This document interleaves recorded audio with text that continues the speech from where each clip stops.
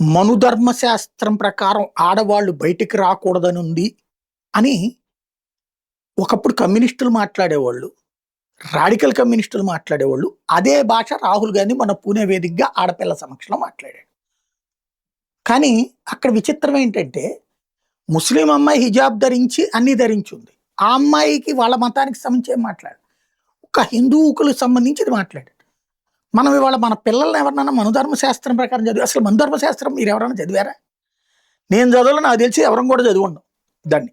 కమ్యూనిస్టులు చెప్తే ఓహో మనం చేసేదంతా మనుధర్మ శాస్త్రం ప్రకారం వాళ్ళు చెప్తుంటే నిజం అనుకోవాలి. వాళ్ళు చదివారు మనుధర్మ శాస్త్రం, మనం ఎవరం చదవాలా.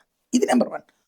నెంబర్ 2 వచ్చేటప్పటికి ఇంకొక విచిత్రమైనటువంటి కాన్సెప్ట్ ఏంటంటే హిందువులు పాతకాలపు సంప్రదాయాల ప్రకారమే బాల్య వివాహాలు ఇదివరకు ఉండి ఇప్పుడు హిందువులు బాల్య వివాహాలు చేస్తున్నారా?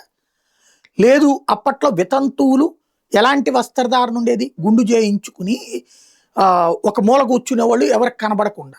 ఇప్పుడు అట్లా ఉందా? వితంతువులను అట్లాగా ఎవరన్నా దూరంగా ఉంచుతున్నారా? మనతో కలిసినే ప్రయాణం చేస్తున్నారు కదా. కొన్ని ఇబ్బందులు ఉన్నాయి, అది మహిళల వల్లనే, మగవాళ్ళ కంటే కూడా. అట్లాగే పుట్టినప్పుడు దగ్గర నుంచి ప్రతి అంశానికి పాత రోజుల తరహాలో అప్పట్లో డెలివరీ ఇళ్లలోనే మంత్రసానితనమే ఉండేది.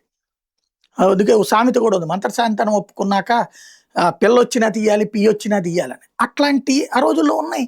ఇప్పుడు అసలు అట్లాంటిది ఏమైనా ఉందా? ఈవెన్ వస్త్రధారణ, ఆ రోజునున్న వస్త్రధారణ అబ్బాయిలు కానీ అమ్మాయిలు కానీ ఎవరైనా పాటిస్తున్నారా? లేదే ఆ రోజుల్లో.